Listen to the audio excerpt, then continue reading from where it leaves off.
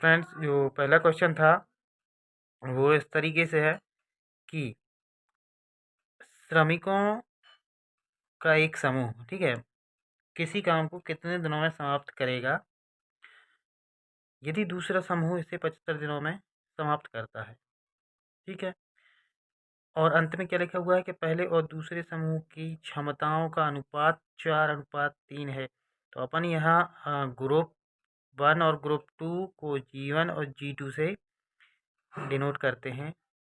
समूह 1 के लिए G1, समूह 2 के दूसरे समूह के लिए G2। दोनों में जो अनुपात दिया हुआ है, क्षमताओं का अनुपात, समूह की क्षमताओं का अनुपात दिया हुआ है 4:3, 4:3। ठीक है, और D1 जो है, D1 क्या है? D1 है पहले समूह जो है आपका श्रमिकों का, वह कितने दिनों में कार्य समाप्त करेगा। ठीक है, तो दिन निकालना है पहले समूह के लिए, तो उसको अपन D1 लिख देते हैं कि D1 अपन को फाइंड आउट करना है। G1/G2 हो जाएगा क्या?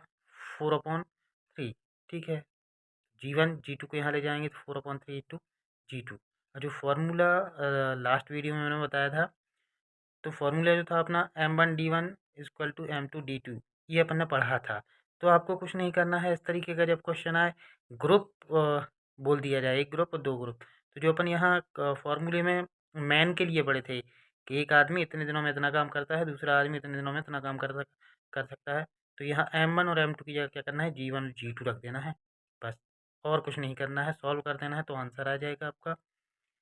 जो G1 की वैल्यू थी वो G2 के टर्म में क्या होगी, 4/3 इंटू G2, तो 4/3 इंटू G2 इंटू D1, ठीक है, is equal to G2 into 75 अपन को दिया हुआ है। G2 और G2 आपस में कैंसिल हो जाएंगे, ये और ये, तो D1 क्या आ जाएगा?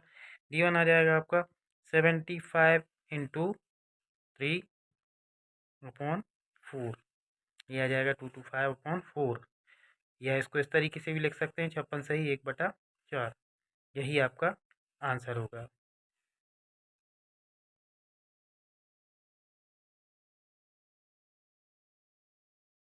दूसरा क्वेश्चन देख लेते हैं। दूसरा क्वेश्चन क्या कहता है? दूसरा क्वेश्चन कहता है कि श्रमिकों का एक समूह किसी काम को 45 दिनों में समाप्त करता है, दूसरा समूह 4 गुना काम करता है। ठीक है, और वो 4 गुना काम कितने दिनों में समाप्त करेगा, यह अपन को निकालना है। और साथ में ये भी दे दिया है कि पहले समूह की क्षमता जो है वह 3 गुना, क्षमता का 3 गुना दूसरे समूह की क्षमता के 2 गुने के बराबर है। ठीक है, तो इसका सॉल्यूशन क्या करेंगे?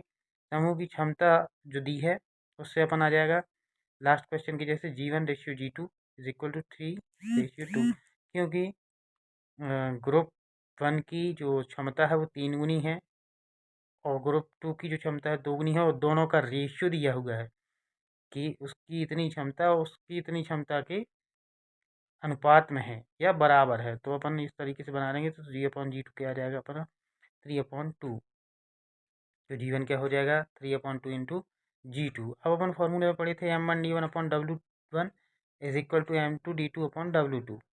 ठीक है, तो कुछ नहीं करना है, यहाँ M की जगह अपन जैसे लास्ट क्वेश्चन में G लिखे थे, तो G1 into D1/W1 is equal to G2D2/W2। अब देखो क्वेश्चन में लिखा हुआ है कि श्रमिकों का एक समूह किसी काम को, ठीक है, पहले दिया है किसी काम तो उसको अपन एक मान लेते हैं, और उसका 4 गुना है, तो 4 क्या हो जाएगा W2 इक्वल टू 4W1। जब इसको एक मान रहे हैं तो इसका 4 गुना क्या होगा 4W1, और W1 की वैल्यू क्या है 1 मानी है अपन ने, क्या हो जाएगा 4 गुना, ठीक है, तो 4 हो जाएगा। बस इनकी सबकी वैल्यू पुट करना है। G1 जो है, G1 क्या है 3/2 इंटू G2, ठीक है, D1 क्या है 45 और W1 क्या है 1, ठीक है। इसी तरीके से G2 इंटू D2/4, D2 अपन को फाइंड करना है, D2 फाइंड करना है। G2 से G2 कैंसिल हो जाएगा, बाकी न्यूमेरिकल वैल्यू जो है उनको इस तरीके से रख देंगे 45 इंटू 3 इंटू ये 4 वहाँ ऊपर जाएगा तो क्या हो जाएगा इंटू 4/2, ठीक है, 2 ये वाला 2 है नीचे रहेगा, तो D2 आपका आ जाएगा 270 दिन। ये आपका आंसर हो जाएगा। चलिए अगले क्वेश्चन की तरफ बढ़ते हैं।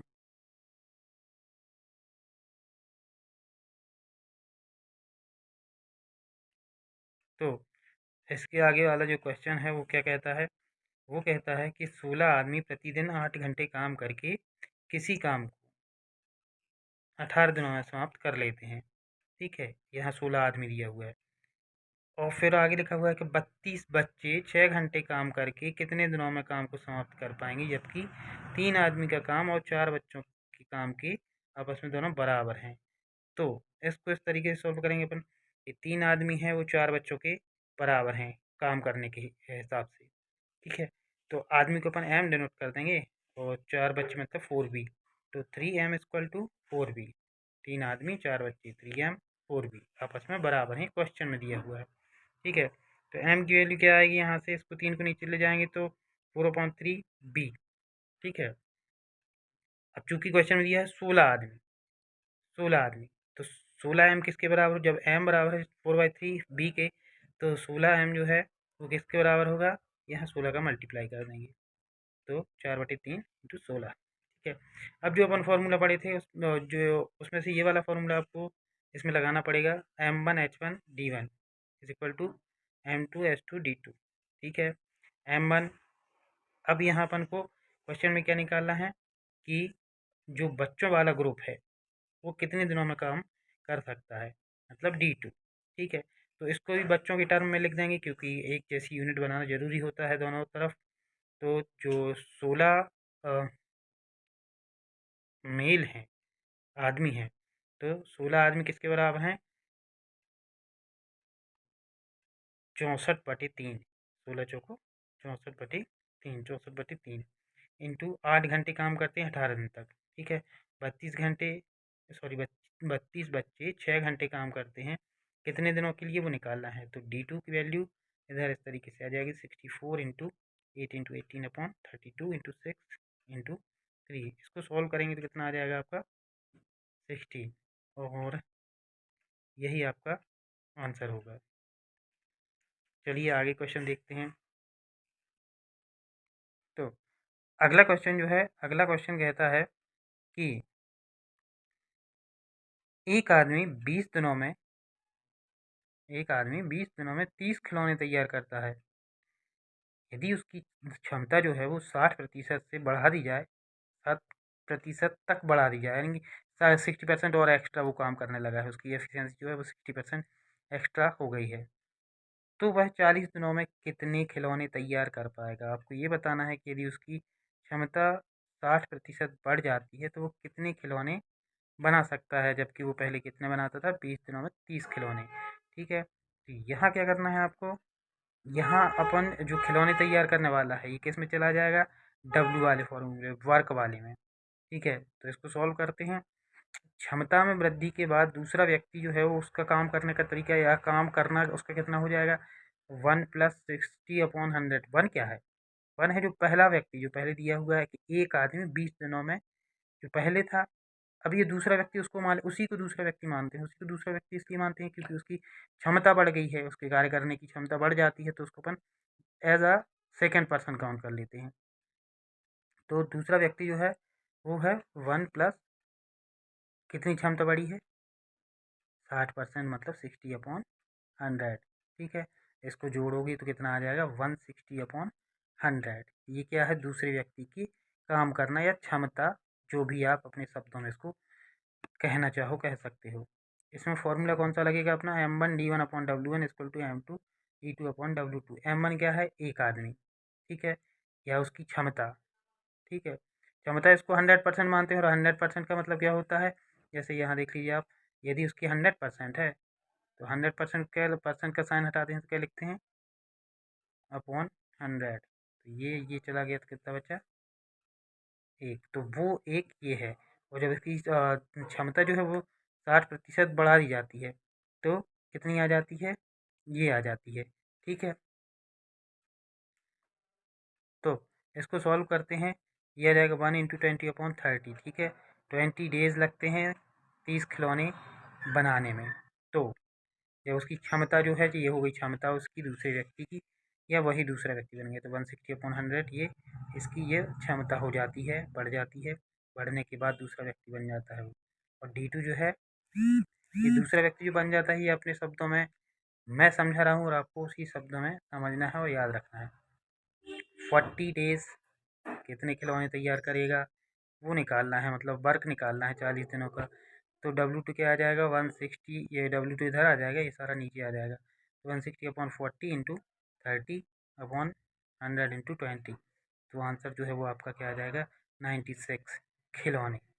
इतने खिलौने वो बना पाएगा जब उसकी क्षमता 60% तक बढ़ जाती है। ठीक है, तो नेक्स्ट क्वेश्चन जो है अपना, नेक्स्ट क्वेश्चन कहता है कि 4 कारीगर 12 दिनों में, ये ब्रैकेट में लिखा हुआ है 5x4x2 घन मीटर साइज का एक बॉक्स बनाते हैं। देखो 3 डायमेंशन दी हुई हैं 5, 4 और 2, और 3 डायमेंशन किस में होती हैं, क्यूब में होती हैं। आगे लिखा भी हुआ है घन मीटर। ठीक है, तो क्यूब बनाया है उसने, जो बॉक्स है उसका शेप क्या है, क्यूब है। तो इसमें 5, 4 और 2 है, इसमें से एक लंबाई है, एक चौड़ाई है, एक ऊंचाई है। ठीक है, तो इतनी साइज का एक बॉक्स बनाते हैं। कौन बनाते हैं, 4 कारीगर 12 दिनों में। ठीक है, अब 2 कारीगर 3 दिनों में एक बॉक्स बनाते हैं। ठीक है, अब मैंने दूसरा क्या दे दिया है, 2 कारीगर 3 दिनों में एक बॉक्स बनाते हैं जिसकी लंबाई और ऊंचाई क्रमशः 3 और 2 मीटर है। उस बक्से की चौड़ाई ज्ञात करना है। मतलब ये जो अपन को ऊपर दिया हुआ है 5, 4, 2, ये 3 डायमेंशन दी हैं, और निकालने को बोल दिया है नीचे वाले ने कि 2 इसकी भी दे दी है मैंने, 3 और 2, और चौड़ाई या तीसरी डायमेंशन निकालनी है। तो उसके लिए भी आपको वही फॉर्मूले यूज़ करने हैं। आपको इसको समझ लेते हैं। इसको समझने के लिए क्या करना है, माना कि चौड़ाई अपन मान लेते हैं कि 20 मीटर है। ठीक है, क्योंकि चौड़ाई निकालना है। तो अब इसमें अपने फॉर्मूले के हिसाब से जो फॉर्मूला लगेगा वही वाला लगेगा, M1D1/W1, M2D2/W2। ठीक है, M1 4 दिया हुआ है, 4 कारीगर। ठीक है, M2 2 कारीगर हैं। पहला जो जो 4 कारीगर हैं वो 12 दिनों में काम करते हैं, और बॉक्स जो बनाते हैं उसका साइज़ ये है। ठीक है, 2 मजदूर या 2 कारीगर 3 दिन काम करके जो बॉक्स बनाते हैं उसका डायमेंशन ये हुआ है, बस उसमें चौड़ाई नहीं दी हुई है, चौड़ाई निकालने को बोल दिया है। इसी फॉर्मूले में वैल्यू पुट करेंगे 4 × 12 अपन 5 इज इक्वल टू 2 × 3/3 × 2 × b। ठीक है, अब इस सारी इसको सॉल्व करोगे तो आंसर कितना आ जाएगा आपका 5/6 मीटर। ठीक है, ये आंसर हो जाएगा आपको। दोस्तों आप देख रहे हैं कि इसमें केवल क्वेश्चन का वो बदल रहा है, भाषा बदल रही है, और बाकी फॉर्मूले अपने वही लगने हैं। ठीक है, आइए नेक्स्ट क्वेश्चन देखते हैं।